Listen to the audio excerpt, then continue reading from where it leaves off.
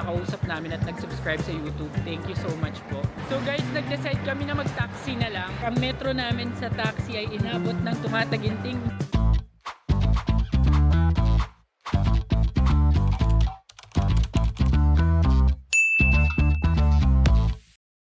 Hi amazing people! Welcome back to my YouTube channel. So, andito ulit kami sa Ninoy Aquino International Airport Terminal 3 as we will be traveling to yet another country, or should I say countries, as we are going back to Macau and Hong Kong. So guys, tama yung narinig niyo. Kami ay pupunta muna ngayon sa Macau. So our flight is going to be from Manila to Macau, and from Macau magte-take kami ng ferry papunta sa Hong Kong, and from Hong Kong to the Philippines. So exciting adventure ito guys, dahil ito ay birthday travel niya. Kaya exciting yun lang yung masasabi ko, exciting. At ngayon ay sisimulan na natin ang airport process natin dito sa Pinas. So tara guys, samahan nyo kami. So guys, lalakad kami ngayon papunta sa Tieza, at kami ay magbabayad ng travel tax. As you all know, required na magbayad ng travel tax every tourist or Filipino tourist na magta-travel sa ibang bansa to any country. So maraming mga, ayan, pakita ko lang sa inyo, maraming mga bayaran ng travel tax. Pagpasok nyo ng airport, makikita nyo agad yung mga pila or bayaran ng travel tax. Yan, dito. Ito may mga self-check-in na rin. Yan. Pero hindi tayo pwede mag-self-check-in dahil may check-in baggage tayo. So, hanap lang kami ng medyo maiksing pila ng bayaran ng travel tax, tapos bayad na tayo. And that's 1,620 guys. So guys, dito kami pumila sa D para sa bayaran ng travel tax. And pwede kayo magbayad nito online pag mag-fill out kayo ng e-travel sa tiesa.gov.ph. It's just na may processing fee na 50 kapag bayad kayo online. So sayang yung 50 per person. So kami ay magpipila na lang dito. Sayang kasi, 'di ba? 50 din 'yun. Okay guys, so nakabayad na kami ng travel tax. Ang next namin gagawin ay magba-bag drop na kami. May nakita kami dito na Cebu Pacific bag drop. So pila na kami dito. International bag drop. Guys, na-closean kami nung counter, lilipat kami dun sa mas maraming counter ng Cebu Pacific. And nakakatuwa dun sa may pila ng travel tax. Meron kaming na-meet na nag-subscribe sa ating channel. Papunta sila sa Frankfurt, sa Germany. So kay madam na nakausap namin at nag-subscribe sa YouTube, thank you so much po. And ingat guys sa travel nyo. Ayan guys, so nakikita nyo, nakapila na kami dito sa Cebu Pacific. Buti na lang medyo mabilis sila ngayon. And ang init, mainit dito kasi nga see-through yung side ng NAIA. And so mag-bag drop lang tayo para bigyan tayo ng boarding pass papuntang Macau. Let's go! Okay guys, so nakapag-check-in na kami. And ngayon naman papunta na kami sa immigration. And bago tayo pupunta ng immigration, paalala lang na kailangan ninyo ng e-travel. So fill out e-travel sa etravel.gov.ph at least 72 hours prior to your departure sa Pinas. Sa immigration parang may nakita akong parang merong scanner dun sa harap. So kwento ko na lang, and bawal na camera dun. So stay tuned lang kayo. So guys, nakalampas na kami ng immigration and final security check. So paakyat kami sa lounge para doon na kami mag-intay. And doon namin i-share sa inyo yung naging experience namin sa immigration. And kung ano pa yung mga kailangan yung i-prepare pag pupunta rin kayo ng Hong Kong and Macau. So guys, ito yung siya yung may-ari ng lounge. So mag-try kami ng ibang lounge this time. So dito tayo sa A lounge. Dito siya sa left side. Pag akyat ninyo ng mga lounge area, left side siya, katabi ng bagong Pags. Pag nag-right side kayo, makikita nyo doon yung Marhaba. Tsaka yung mga iba pang lounge na pang yamanin. So dito tayo sa A lounge. Ayan, nakikita ninyo A lounge. Tapos katabi niya yung Pags. So A lounge. Accepted dito yung Dragon Pass, Priority Pass, and all that. So let's go. Okay guys, so welcome sa A lounge. Dahil walang tao, medyo nahiya ako. Hanap tayo po ano. Reserve. Puro reserve eh. Doon na lang kaya. Maliit lang pala siya guys. So, dito na lang kami. Ayan. Ito hindi naman to reserve eh. Ayan. So guys, ito yung loob ng A-Lounge. Quick tour lang. So, ayan ang kanilang mga drinks. Meron din dito ng espresso machine. At of course, may food. Ito may banana bread, may cookies. Ayan mga bread pala. Assorted breads. May curly tops to. Ay hindi, may flat tops din. Tapos may oatmeal mini bite. Uy, may cheese platter. May salad, plain rice, scrambled egg. Ang cute naman. Assorted sausages. Ito, ayan, may pasta. Meron siomai. Ito, what's this one? Arroz caldo. Yan, maliit lang siya pero mukhang okay naman. So, kuha muna kami ng food. Yan. So guys, ito yung nakuha naming meal. So meron kaming pork sausage, scrambled eggs, rice of course, kasi wala pa kaming kain today. Tapos siomai, tsaka pasta. So, nasa maliit na lang kami. Nasa maliit na pwesto lang kami dito. Para kasi siyang cubicle. And so nandito na kami sa pinakaunan. So kakain muna kami guys. And later kwento namin sa inyo yung immigration experience namin. So ito guys, tapos na kami kumain at nag-chill lang kami dito sa lounge. Medyo pala, ang feedback ko dito sa A-Lounge, medyo masikip siya. Medyo maliit siya kumpara sa Pags, yung mga spaces. So parang more on compact na lounge. Pero in fairness naman sa food, at par naman siya dun sa mga ibang lounges. Like dun sa Pags yun, yung may siomai din sila na masarap. And yung ibang food din naman nila masarap and comfortable pa rin naman siya. So nakita ko rin na kung wala kayong card, ang per visit niya is 2,000 pesos or 35 USD. 35 ba?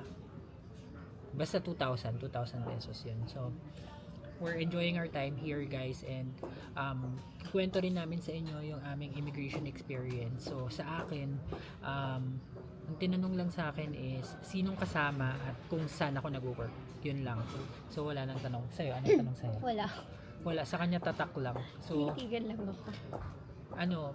Parang ganun naman pag frequent traveler ka na, at bumabalik ka dun sa oras ng balik mo or dun sa sinabi mong petsa ng balik mo, parang hindi naman sila masyadong mahigpit. And kahit sa security check, siguro yung buong immigration process namin mga nasa 5 minutes or less lang. Kasama na dun yung wait time dun sa pila kasi hindi masyadong mahaba yung pila. And dun sa immigration guys, bago kayo makapasok, may bago silang parang scanner dun sa may entrance ng immigration na i-scan mo yung titignan, may facial verification and then i-scan yung boarding pass bago kayo makapasok. So bago yun, first time namin yun na-experience dito. Wala pa yun nung nag-shy na kami nung September. Sandali lang guys, kung hindi pa kayo nakasubscribe sa channel na ito, mag-subscribe na kayo sa AJTV Amazing Travels dahil malaking tulong yun para sa akin na may pagpatuloy ang paggawa ng mga ganitong klaseng travel videos. And now back to the vlog. So, konting idea lang guys about our destination for this trip. So, una sa Macau and Hong Kong guys, both yon walang time difference sa Philippines. So, kung anong oras sa Pinas, ganun din yung oras sa Macau at sa Hong Kong. Yung pera ng Macau is called Macanese Pataka. So, hindi namin sure kung pagdating ba namin doon magpapapalit kami or magwi-withdraw kami ng pera. Pero first time ko kasi din, though I've been in Hong Kong and Macau for a long couple of times before, pero first time ko na ang airport na mauuna is Macau. Usually kasi guys, or kung babalikan ninyo yung aking Hong Kong Macau vlog nung 2024, sa Hong Kong din kami nagpunta and then nag side trip kami sa Macau. And meron pa rin ganun guys, meron pa rin free turbo jet or ferry, Kotay Water or turbo jet na ferry papunta sa Macau. Pero ngayon kasi, nag-try naman kami ng different route para lang at least ma-share din namin sa inyo yung mga pros and cons and kung ano yung may experience namin sa trip na to. And pagdating namin doon, ang hotel of choice namin is Harbor View Hotel. It's a 5-star hotel. First time namin makapag 5-star hotel. Sa ano ba, China? Ay, 4-star lang yun sa mga ano eh. Yun. And nabook ko siya guys sa Agoda for only 3,000 pesos, 29 something, and ginamitan ko siya ng promo code ko sa Agoda Hotels na AJTV Agoda. So, napaka ano nun guys, flash sale and great deal. And mamaya mag-room tour tayo and mapapakita ko sa inyo kung ano yung magiging itsura or kung ano yung itsura ng aming room pagdating dun sa Macau. So, exciting to. And isa pa is, yun nga, since sa Macau kami manggagaling, from Macau to Hong Kong, may bayad na yung ferry. So, nag-book na lang kami nun sa Klook. And habang hinihintay namin yung aming flight, i-activate na rin namin yung eSIM na binok namin sa Klook. And if you'll do the same, please don't forget to use my promo code AMIELKLOOK na mas powerful na ngayon guys kasi mas mararami na yung discount na or mas maraming discounts na kayo makikita. So, just use my promo code and keep on using my promo code and keep on booking things via Klook or Agoda. So stay tuned lang kayo at maya-maya magbo-boarding na tayo. So guys, i-activate na namin yung aming eSIM. 1, 2, 3, go! Yan. So ganun lang kadali guys. Click nyo lang yung voucher. And ayan o, 779 lang yung eSIM. Good for 5 days na to. Ayan, activating na ng eSIM guys. And para pagdating namin sa Macau, ayan, activated na siya. Hindi kami mawawala ng internet. And additional information lang guys, itong eSIM na to is good na for Macau, Hong Kong, and for China. So, hindi na kami magpapalit ng SIM paglipat namin ng Hong Kong. So guys, papunta na kami sa boarding gate 103 na naging 106 na naging 101. So ngayon hindi na namin alam kung anong boarding gate talaga. Hanapin na lang namin. Kaya bumaba na rin kami para hindi kami maligaw at mahanap din namin siya agad. Guys, sakto pagdating namin dito sa boarding gate, boarding na. Actually group number 2 na nga, group 1 kami. So, let's go to Macau. Eto na guys, boarding na. And on time naman sila nag-boarding. Very good Cebu Pacific. So, maganda rin yung seat assignment namin ngayon. Kahit di namin ni-request, nilagay kami sa medyo harap ng plane. Kaya, maganda tong flight na to. And it will only take, wait lang, turn ko yung camera. It would only take around 2 hours or approximately 2 hours or more or less bago kami makarating sa Macau. At wala din doon arrival card. Kaya, ano lang to, smooth lang tong travel na to. So, let's go na sa plane. So guys, pa-take off na yung plane and nasa emergency room kami, exit. Kaya, nakinig kami dun sa mga signs. So, lipad na tayo sa Macau.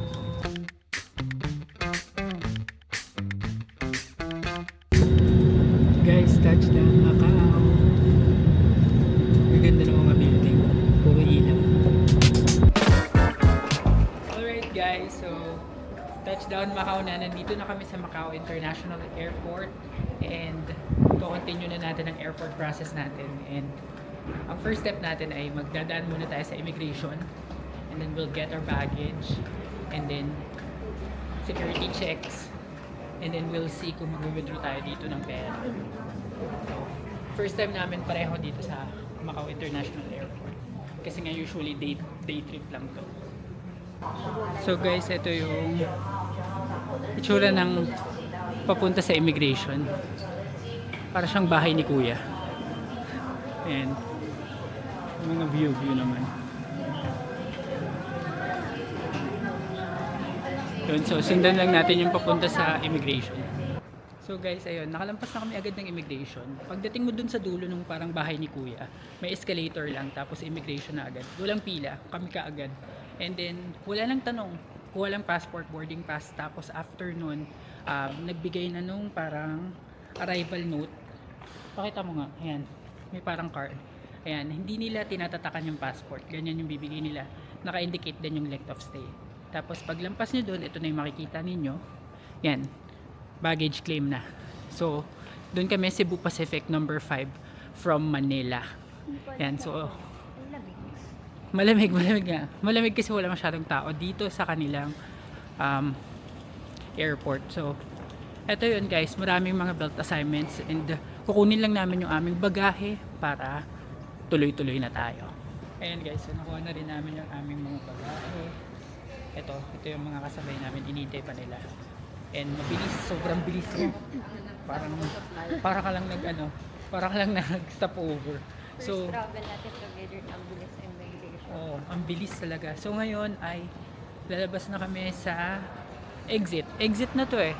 So, dadaan lang ulit ng final security and then labas na. So guys, ito na. Welcome sa arrivals hall ng Macau International Airport. So, yung tourist information sarado na. So, ayan, may mga currency exchange, taxi, ganyan. So, dito pala guys, pwede kayong mag-taxi papunta sa hotel ninyo, pwedeng mag-bus, pwede din namang mag-train or may mga hotel shuttle. At may train din.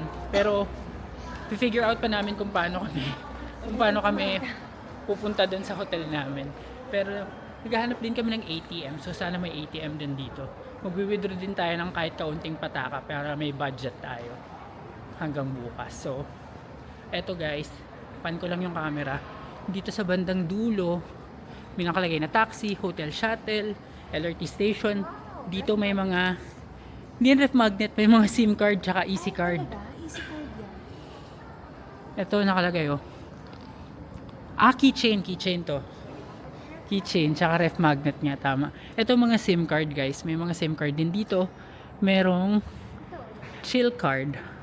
Tapos meron din mga vendo. Tapos dito is may Bank of China na ATM, may ICBC. So may mga ATMs din. So withdraw muna tayo. So guys, dito ulit tayo sa Bank of China mag-withdraw gamit ang ating Visa card na GCash. So ito. And ang notes na pinaprovide dito is pwedeng Hong Kong dollars or Macau pataka. So pataka muna yung withdraw natin. Siguro mga 500. English, may option na English. Yes. And withdraw lang kayo din pin. Hindi ko na alam yung pin.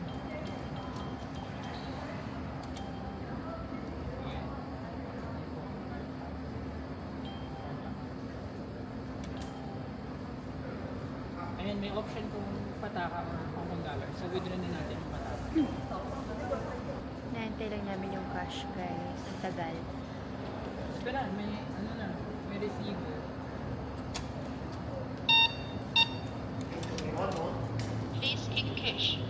Please in cash. Ayan, so ito na guys, meron na tayong 600 pataka.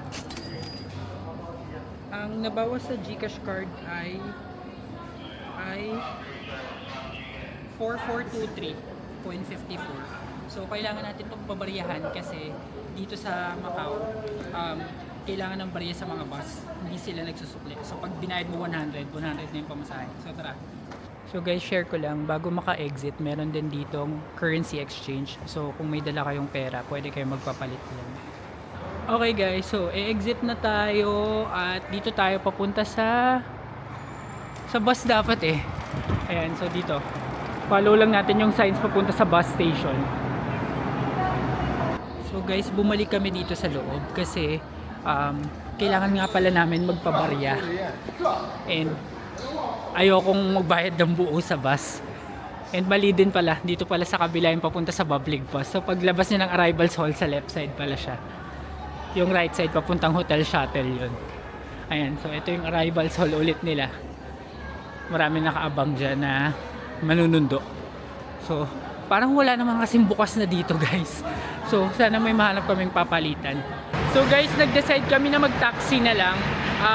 Kasi naghanap kami dito sa arrivals area. Walang mapapapalitan, walang mga convenience store. So take note na lang nun. So dito sa labas mismo ng arrivals hall, dito na yung pila ng taxi. So ayan.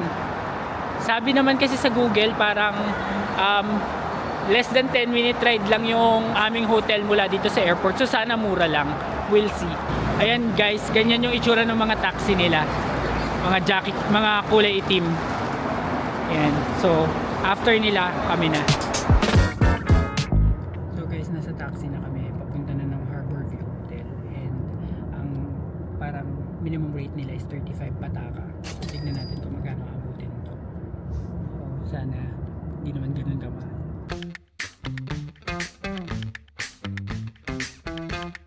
Guys, ito, dumaan kami sa tulay, kitang-kita yung sands. Ang ganda pala ng Macau pag gabi. First time kong makapunta dito ng gabi. Yan. So, nanganganib na rin kami kasi 93 na yung running bill namin dito. So ito lang, punta lang kami sa hotel, tapos babalik na kami sa Hong Kong. Kinabukasan, punta na kami Hong Kong. Wala na kami pera. Pero ang ganda niya, ang ganda dito guys, paggabi. Okay guys, so nandito na kami ngayon sa Harborview Hotel. Ang bill or ang metro namin sa taxi ay inabot ng tumataginting na 113 pataka. So, ang kati, ang sakit eh. Pero, ayan, buti ngayon may barya na kami. And napakaganda ng location ng hotel namin guys. Literal nakatabi lang ng Fisherman's Wharf. So, mabibisita namin yun maya-maya. So, ngayon, check-in muna tayo sa loob para makita naman natin kung worth it bang i-book itong Harborview. Let's go! So guys, ito yung Harborview Hotel. So dito tayo mag-check-in sa check-in counter. And papakita ko lang yung pagoda. Wait lang. Hindi, dyan ka na lang. Hi, Agoda? Oh, already have a reservation? Yeah, Okay, may I have a passport? here. Yeah. Have you checked in if you're... And then you need my passport? Yeah, yeah. Here. Guys, grabe, labi pa lang nito, nakakapangindig balahibo na. Ang ganda. Grabe. Ayan oh, ang ganda oh. Oh. Ayan, punta na tayo dun sa room guys. And surprisingly, tinanong ako nung receptionist kung one night lang ba kayo magstay dito? Sabi ko, yes po, one night lang. Wala naman kami ng pera. Yun. Tapos sabi niya, dahil one night lang kayo magstay dito, i-upgrade ko kayo sa one bedroom suite. So, free upgrade na naman guys. Grabe, parang yung na-experience ko sa Phuket.